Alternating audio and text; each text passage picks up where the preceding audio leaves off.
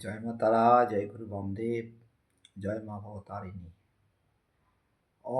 আমরা আজকে জানছি অঘোরেভ্য ঘোরেভ্য ঘোর ঘোরতরেভ্য সর্বেভ্য সর্ব সর্বেভ্য অঘোরেভ্য নমঃ।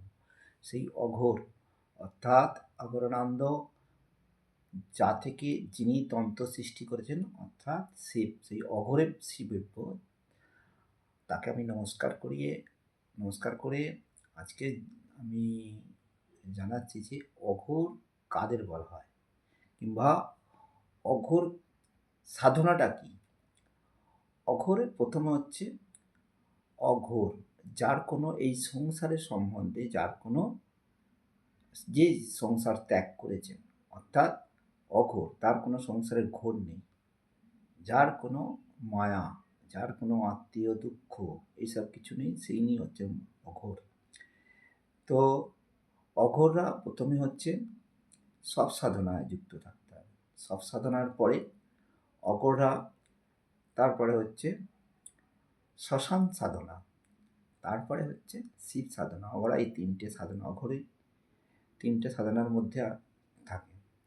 আর অঘোর জীবনে একবার হলো অন্তত মরার মাংস গ্রহণ করতে হবে, তবেই সে অঘোর।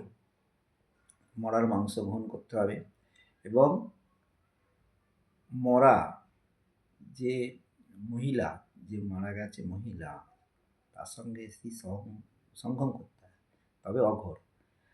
তা এখন অঘোররা বহু বহু সাধনা করতে হয়, তবে সে একজন অঘোর হতে হয়।